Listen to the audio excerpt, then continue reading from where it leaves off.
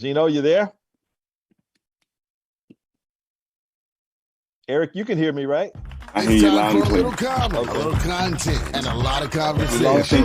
think he mutes us a little bit before he Exclusively get right ready to here on start. YouTube. Oh, okay, Now got it. here's your host, Got it.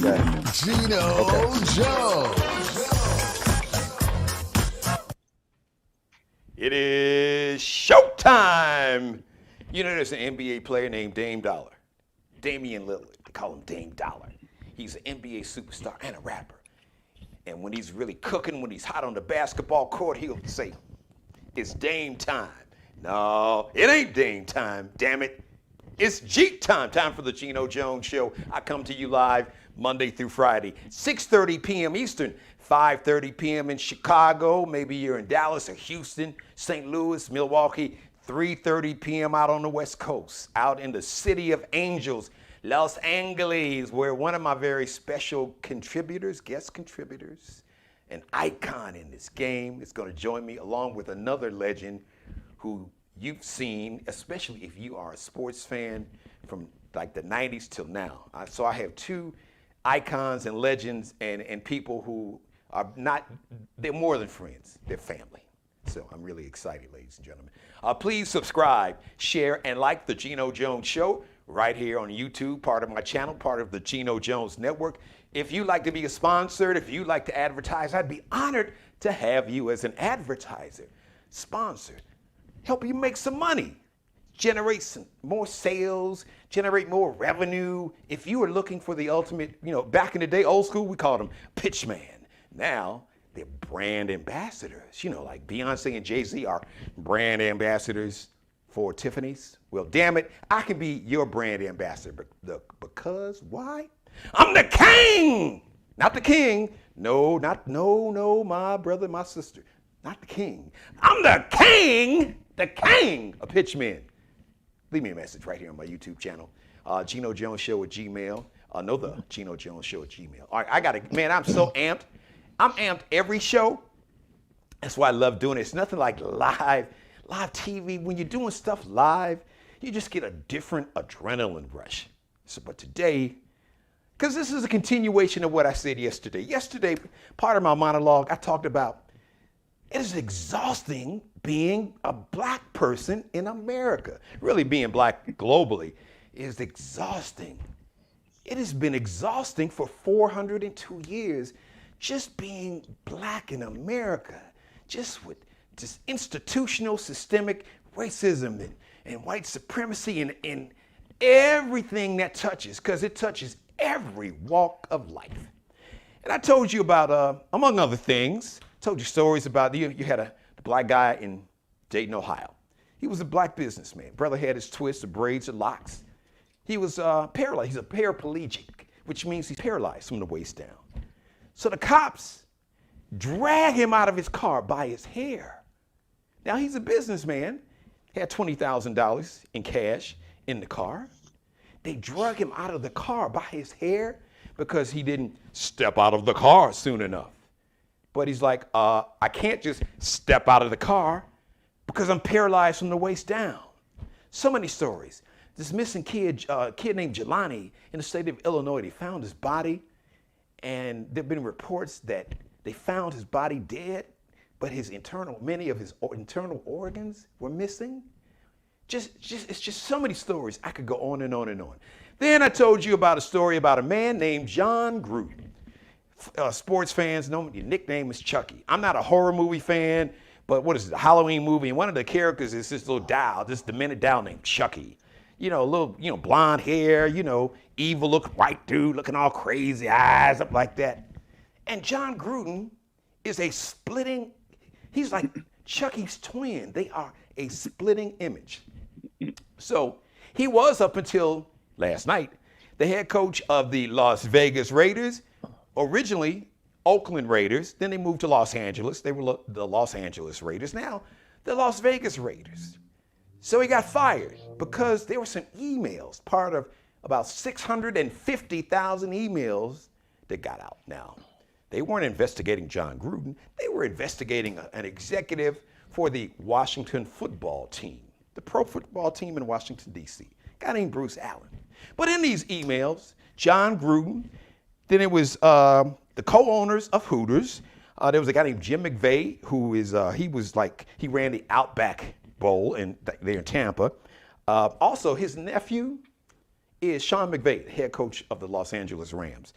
And some dude that's irrelevant, but anyway, so he is like he's the founder of some big fried chicken joint in Tampa. I guess Tampa's version of Kentucky Fried Chicken, or if you live in Chicago, Tampa's version of Harold's Chicken, even though Harold's was founded by a black man. So in these emails, you probably heard by now he got fired. So Jon Gruden called the executive director of the Players Union, the head of the National Football Players Union, the brother named actually it's DeMaurice Smith. They call him DeMar Smith. Now this guy is Ivy League educated, an executive, a lawyer, brilliant brother, got all kind of receipts. And Jon Gruden, what did he grade? What did he go to, community college? Dude couldn't hold a candle to DeMar Smith, and when it comes to like intelligence, intellectual, that's just a fact. But Jon Gruden felt so comfortable in his privilege, in his white privilege, in these emails. Now let me just tell you, I got to just start off here. How stupid, this is an example of just being a dumbass, stupid and arrogant and privileged in this skin of being an old white man. And it was a group of them. So Jon Gruden is emailing back and forth with a guy named Bruce Allen, who was the general manager of the Washington football team. The league was and still is investigating the Washington football team for workplace misconduct. So they're former employees, women accusing employees of this Washington football team of like sexual harassment. But anyway, so you got the executive, Bruce Allen, former executive with the Washington football team, professional team, sending emails from the company email. That was smart. And Jon Gruden, along with these other dudes, they're like in a group chat. They just good old boys network. Just they talking about everybody, but they're emailing back and forth to a guy who is sending emails. He is sending these people. Think about it. You are sending racist, sexist, homophobic emails about everybody from the company email, and nobody ever started like, maybe this ain't a good idea, because like the company, and in this case, the National Football League, the Washington football team, not just the team owns the emails, the league has ownership, proprietary ownership of any email sent from an official team email. Anyway, here's the story. So Jon Gruden, in case you hadn't heard, so the brother DeMar Smith called him dumb.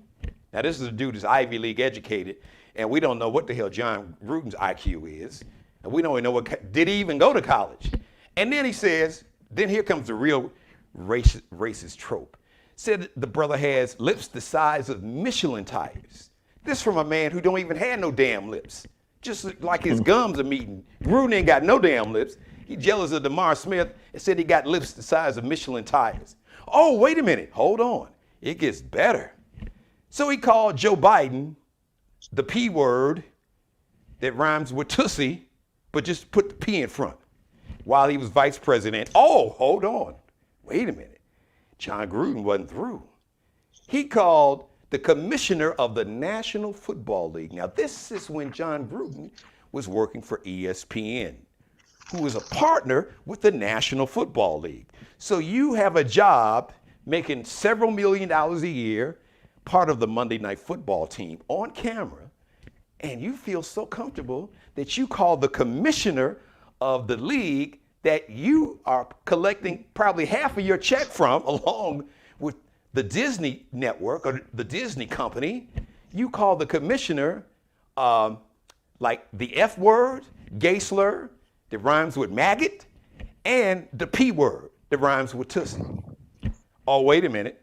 Michael Sam, this is a gay player that was drafted in 2014, called him a queer, said, he was mad because he said one of the reasons he called the commissioner the P word and the F word, because he was mad that he felt the commissioner was trying to reduce concussions in the league. Oh, you're making the league soft, making them these P words and these F words. Eric Reed, brother that played San Francisco. As a matter of fact, when Colin Kaepernick took the knee, Eric Reed was number 35 on the 49ers. He took a knee right next to Colin Kaepernick. He also did the same thing. He played right up the street from me up in Charlotte, Carolina Panthers. He said Eric Reed should have been fired.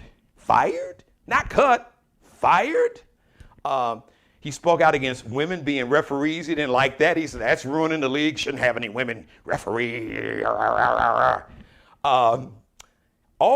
Here's some interesting pictures. They were sending pictures of topless women back and forth in emails, on a company email. Can remember. So the dude that originated all these emails is an executive for the professional football team in the nation's capital. And they're just sending these topless emails, including like pornographic emails of the team cheerleaders from the Washington football team. Now, keep in mind, like I said, the reason they found this out, that the league is still investigating the Washington football team for this workplace misconduct investigation. Now, this has gone on, these emails, this is about a 7-year period, from 2011 to 2018. So the league got about 650,000 emails. So I'm going to bring some folks on camera that's even more qualified to talk about this. And boy, they got some stuff to get off their chest, and I can't wait to hear it. Right, ladies and gentlemen, here we go. On camera, you see one man who I know you recognize if you are an old school fan of Sports Center on the Worldwide Network.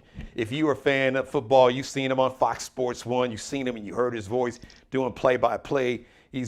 I believe he did play-by-play. I know he did some black college football, I believe on ESPN. He can give his resume, but he's been a frequent contributor on the show. Family, we went to, full disclosure, went to college together in Chicago, ladies and gentlemen. Don't tell them how long ago. No, we won't. Right.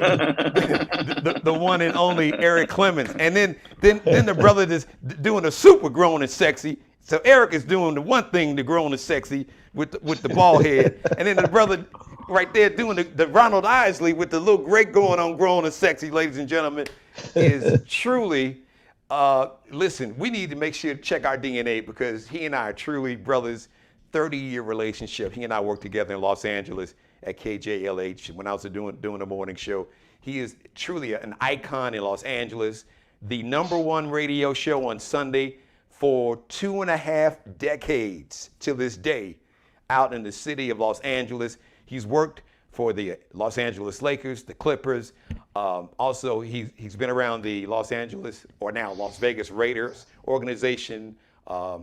So I'll let him give you more details. As a matter of fact, he's got to go to this Lakers game, so I got to get him on right now, ladies and gentlemen. That's Andre Russell. Thank you, brothers, both. As DJ Cassidy said, I'm going to pass the mic. I tried to, in my monologue, kind of introduce folks who may just be tuning in, who's not a big sports fan, to understand what happened. Because I think let me just say this. This whole incident, I think, is like a metaphor and a microcosm of the systemic racism, white supremacy, and then throw on top of it the sexism, misogyny, patriarchy, and homophobia that exist in our society under the umbrella of white supremacy. So I'm gonna be like DJ Cassidy, pass the mic. No, Dre, I know you short on time, so I know you can fill in some gaps for us that even Eric and I may not be able to fill in terms of when it comes to Jon Gruden. You have been telling anybody that would listen for years that what the world is finding out, you basically really knew the real Jon Gruden some time ago. First of all, Geno, great to see you. It's a pleasure and an honor to be on with one of my guys that I've been checking out for a long time, Eric Clemens. Eric, good to see you, brother. Good to see you, brother Andre.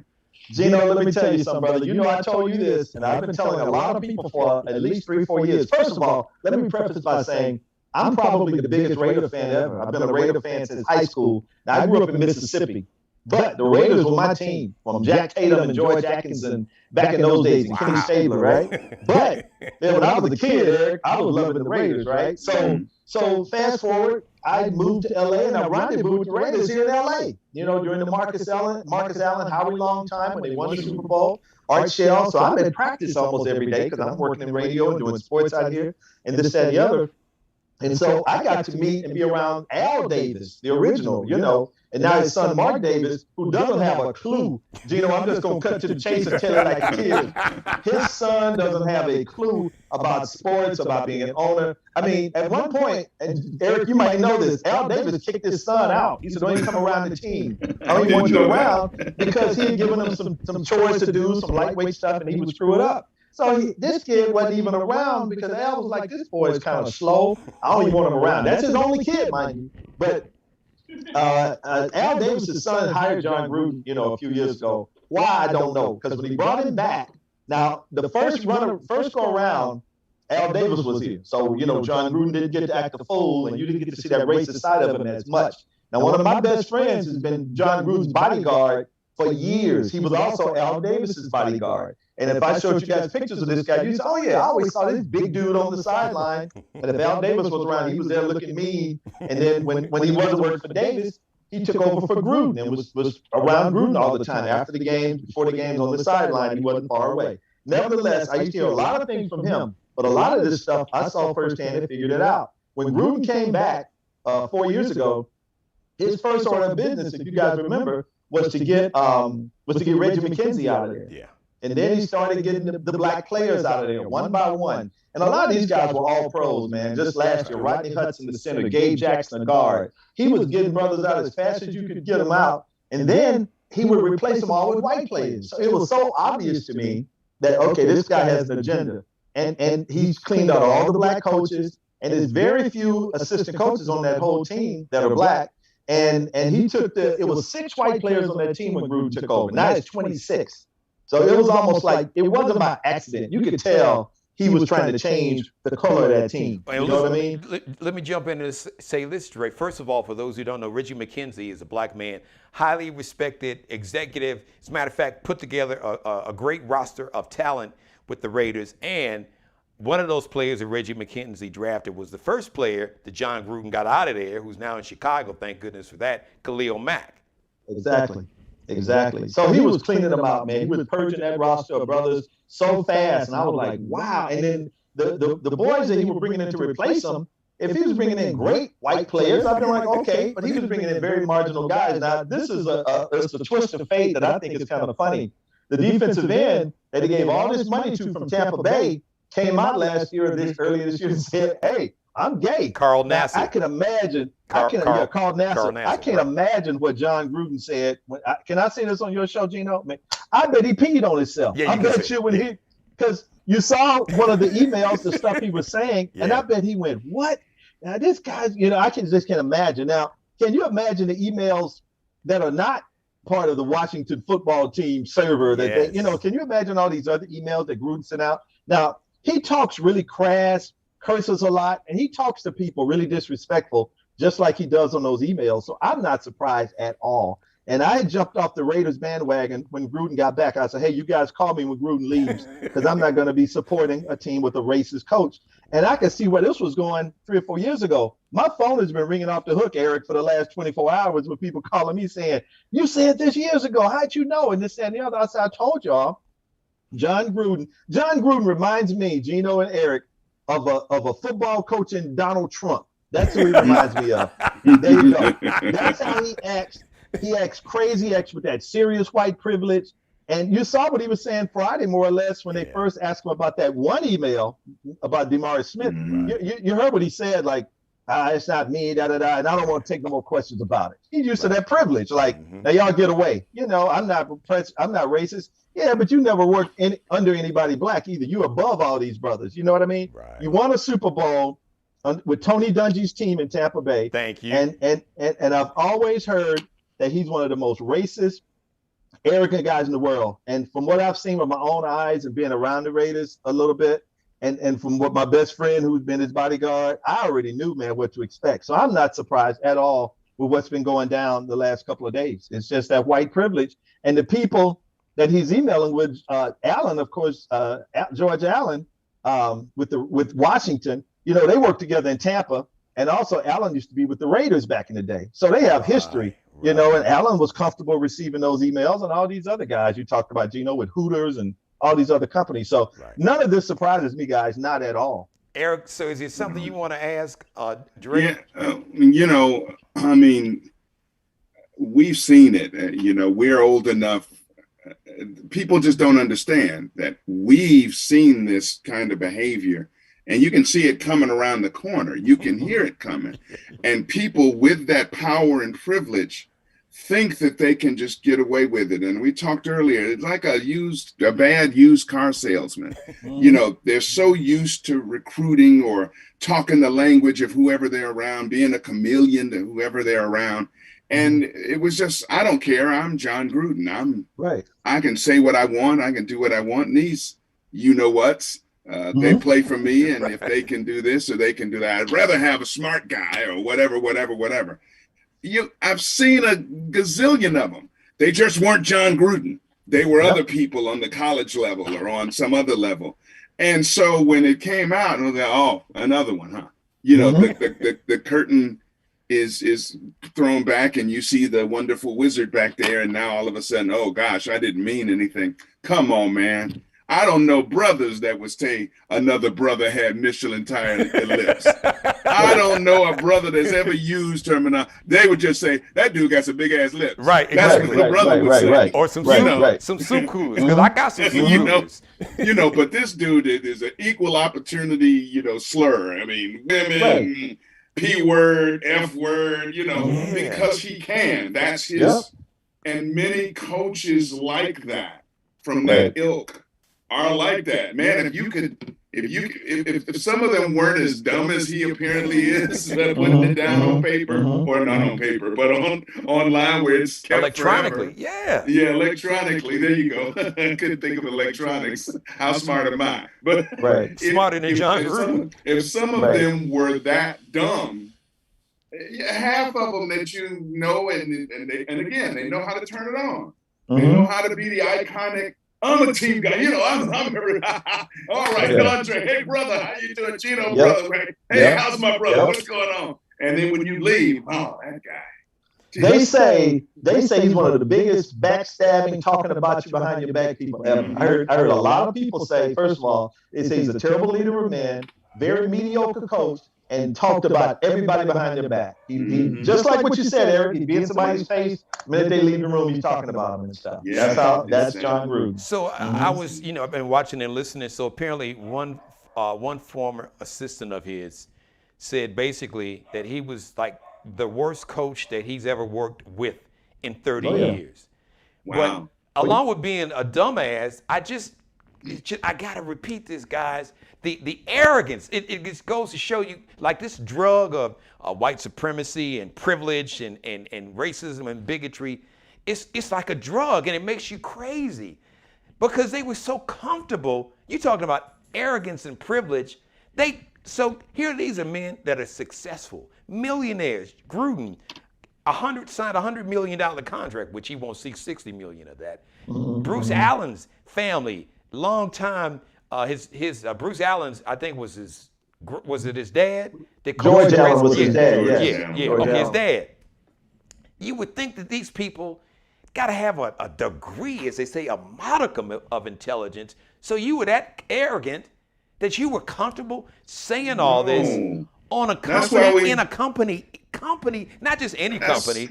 That's why so many people want to make America great again. Go back to the day when you don't have to be concerned about saying stuff like that. And getting rid of black people just because maybe somebody beat you up when you were 10 years old that was black. I don't know what the problem is. So Drake confirmed this. But Eric, finish your point because I want to ask this. No. That's what I was saying. Drake confirmed this for us. I don't have the inside knowledge that Drake does, but obviously I have seen this model many, many times before, and if they could turn back the pages on a lot of these guys, you'd see it again and again and again. But no, I'm going to defer to Dre here on the inside on Gruden, because I'm not shocked at all. And to be fair, Geno, before your question, I just want to say, Eric and Geno, Jon Gruden is a classic example of short man complex. He's about 5'4". Really? And he is, he's a little dude. I didn't know he was that short. He's a little dude with an attitude. And I don't know if you guys ever see the Raiders. His son is about 5'3" or 5'2". He looks like a bodybuilder. His arms are out. You see the bodybuilders walking around.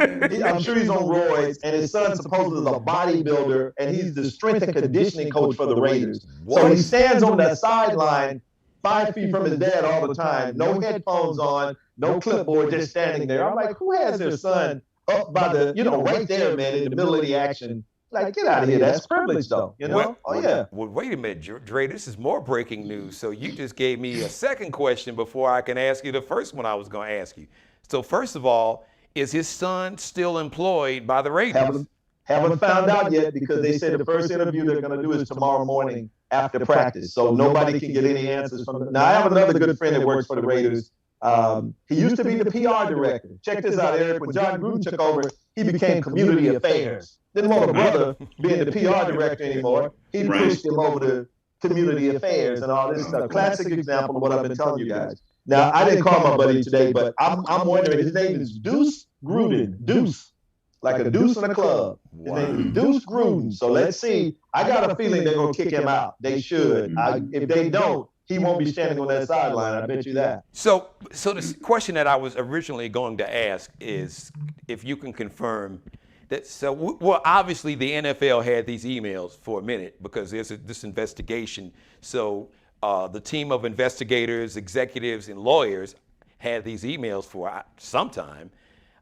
So can you confirm that, like, by Friday, the league really wanted him out and basically told, I don't know in what form, told Mark Allen's like, yo, dude, either you do this or we gonna do it. Now, to look better if you do it. So can you speak to that? That the league wasn't happy, and the league was. Let me just say this and make the point: was how unhappy was the league when they saw him on the sideline Sunday? Well, I understand after they sent Mark Davis, the owner of the Raiders, one email, the first one where he talked about DeMaurice Smith and said the little stuff. I think they thought that might be enough for them to get him out of there and get him off the sideline. Mark Davis stuck his head in the sand like an ostrich, didn't do anything. And remember, I told you, Mark Davis is dumb as dirt, man. He don't know anything about owning a football team. This dude is not the one, okay? He doesn't know anything about strategy like his dad, the great Al Davis, did, right? So Mark Davis didn't do anything because he's running around in awe of Jon Gruden. He just worshiped the ground Jon Gruden walked on. So that's why somebody leaked some more emails to the Wall Street Journal, and was it the New York Post or one of the New York papers? New York Times.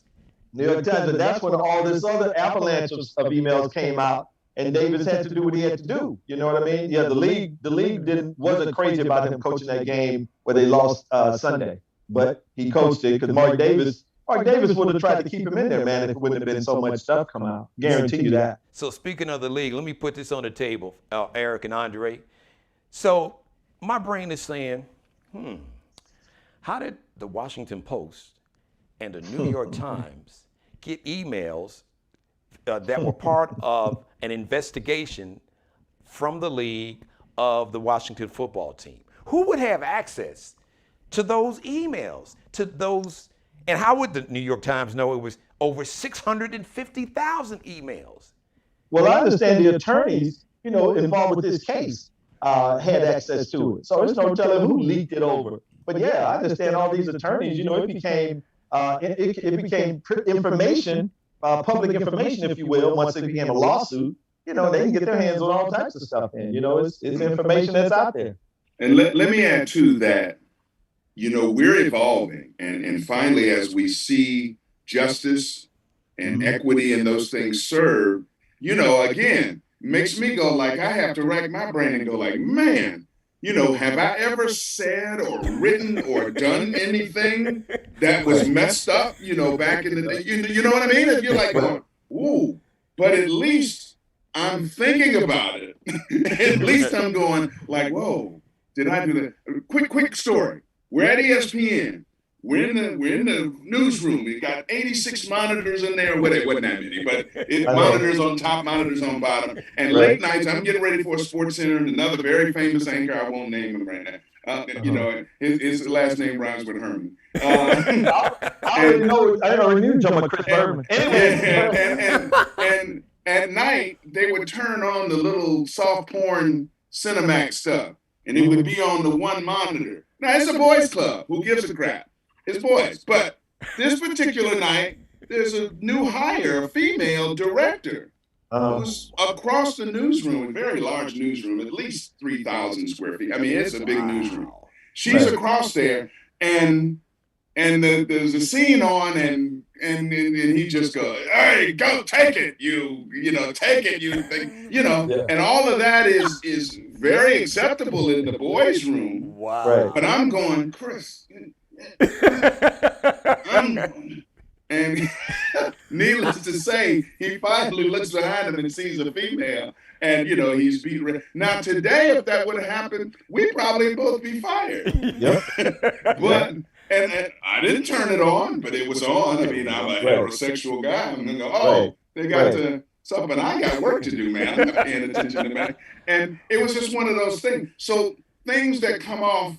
But I never heard Chris Berman go around every other day talking about how women were a certain B word or anything like that. It was just an outburst at this point because he thought he was surrounded by people who would at least kind of allow or buoy him to make that outburst. This is different. When somebody starts writing the stuff and saying the stuff that he said and wrote, you know, and exchanged all these emails, this dude's life was about, you know, coming off one way in front of the cameras and then another way when the light was on. So there's that integrity question. Integrity is right what you do when nobody's watching. Exactly. He totally bought it. Everybody's watching. Yeah, he totally bought into that whole Chucky thing. He wanted to be a star. You know, he bought into everything, and he loved the camera. You know, he wanted to be on. Real quick, Eric, what was that channel y'all watching again? I want to write it down.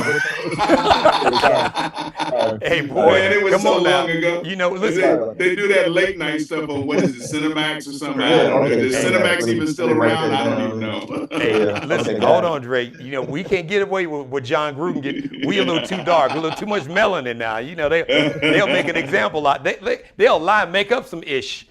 Yeah. Say, yeah, y'all did it. Okay. Was something. So look, Dre, I know you got to get ready to run. Eric, you too. So you want to give me, Dre, give me your final thought. Any other little nugget you want to share? Because I got to get you to come back so we can talk about my Lakers on another episode. You know, it's going to be interesting, guys. You know, they elevated an assistant coach, you know, to be head coach. But these are all Gruden's boys. This guy who they elevated to be head coach, the special teams coach, this guy's been with Gruden for 20-some years, you know, from Tampa Bay. And then he worked for the Cowboys for a while when Gruden was out of football. And he's been with Gruden again since he got back to Oakland. Those are Gruden's boys. They all share the same beliefs, man. So at the end of the year, you'll see him clean house. Everybody will be gone. You know, the GM even worked for Gruden. The guy from the NFL Network, Mike Mayock. Yeah. And Mayock is my guy who worked for Gruden. I mean, he was a bodyguard for Gruden, and before that, Al Davis. He told me Mike Mayock is one of the most racist guys he's ever met. I believe that. I felt that when he was on the Gruden NFL Network. Yeah. He said he heard him say so many things behind the scenes about players and just things like when they would, you know, be testing guys for the combine and before the draft. He said he would hear him just say so many remarks about, you know, we don't want to draft him. He grew up in the hood, and I heard his mama does this. You know, just racist crap, man. He told me many stories over the years. So I'm disappointed at how the Raider organization, you know, has changed because I used to really be a Raider fan. Eric, this is so interwoven into the very fabric of a certain part of America. And as I tell people, you know, I wish there were more people like us. But again, what does it do to the people who buy into it, who are not white, who are black, when you hear that message over and over again about your inferiority and all that? So we need to continue to give our folks a huge dose of love and ego. What Nikki wrote, ego tripping. Yeah. You better double, triple dose your children because if they go out here in this stuff, they believe they're the worst people that God ever created, and you know they're the first and they're the best. So no doubt. Let's go the Jon Grudens of the world, y'all better start reviewing those emails because they're coming to get you. Because it's a new day, and justice, the sun is rising on justice, and all this truth will be revealed. And now you got to sit there and go, oh, well, I didn't mean it. Yeah, sure you did. Well, since Right. you mentioned emails, in my no, good, Dre, what do you want to say real quick? Go ahead. I was gonna say before I go, I got to go do a story on guys in the NBA that are not vaccinated. I got the top 5 for you guys. If you want to know, I'll let you know who are not vaccinated. Okay, Wow. all right, we'll do that. And speaking of emails, in my last 30 seconds, I can't wait to see the emails of Jerry Jones, Daniel Snyder. Oh, Jerry Jones family. spoke out and said he didn't have much to say about it. Did you guys hear what Jerry Jones said? Right. No, didn't. He wouldn't condemn Jon Gruden. And I'm not surprised. He just said, well, I don't know. I don't want to say it one way or another. Oh, man, I was shocked. I'm like, I can't believe. Only guy that kind of spoke out was Khan, who owns, I think he's from Pakistan, who owns the Jacksonville Jaguars. Jacksonville, Yeah, it was wrong. He shouldn't have said it. Jerry Jones wouldn't even say that, guys. Well, Jerry Jones, Daniel Snyder, he owns the Washington football team, so his team is being investigated by the league. Oh, I'd love to see like the Mara family. Oh, the McCaskies, Eric, we can call it the McCaskey family. Oh, yeah, we'd love to see those emails. The McNair, Bob McNair, his son. Oh, we'd love to see those emails of the Houston Texans. I could go on and on and on. So, Andre Russell, Eric Clemens, icons, legend. Love and respect to both of you guys. This show, you knocked it out the park. So, Dre, you got to come back on. We got to talk about the unvaccinated NBA players. Oh, I can tell you the top 5. Give us the top 5 real quick. Bradley Beal of Washington doesn't want to get the shot. Michael Porter Jr. with Denver, who they just gave a ton of money to. Kyrie Irving, everybody knows his situation. And who now Brooklyn has said, look, you're out until you get vaccinated. They're not letting him practice or play.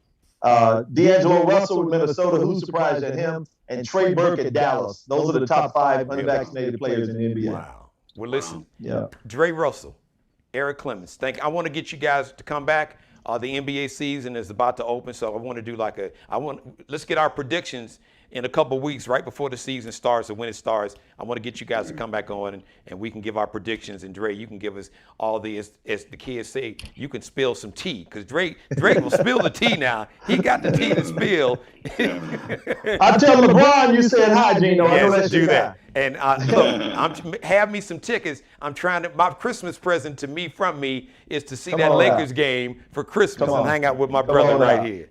So, Eric, it's a pleasure, brother. My man. Hey, pleasure here, Dre. Man, great meeting you, and I look forward to seeing you somewhere down the road in person. Yes, sir, for sure. All right, my man. Thanks, guys. Thank you.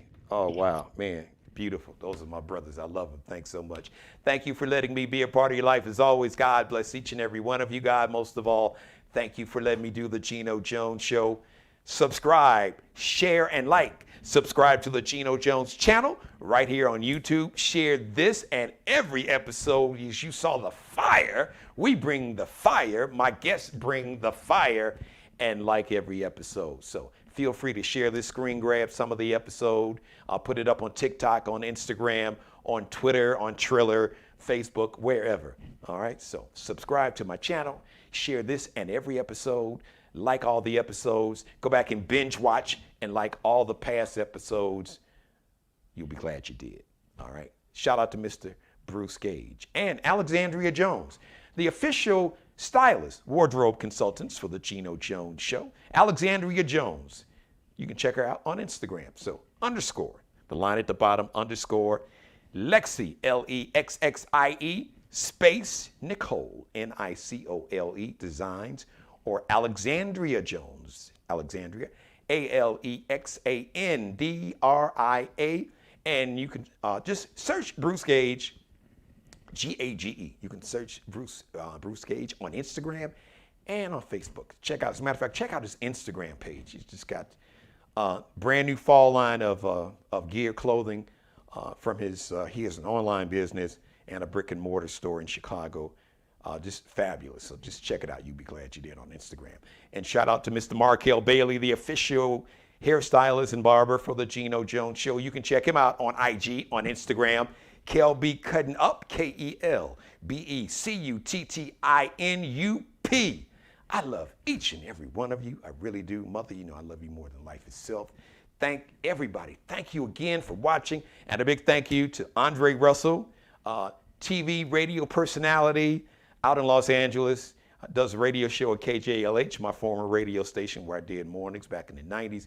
Eric Clemens, sports legend, sports icon, ESPN Sports Center anchor. He was a star at ESPN, started doing play-by-play at Fox Sports 1, BET, local legend there in Connecticut, sports anchor there. So I just want to thank these guys for always being there for me. All right, everybody, whenever you're watching it. If you're watching it now, live in real time, a little after 7 o'clock Eastern time, have a great evening or afternoon or morning. It's morning somewhere.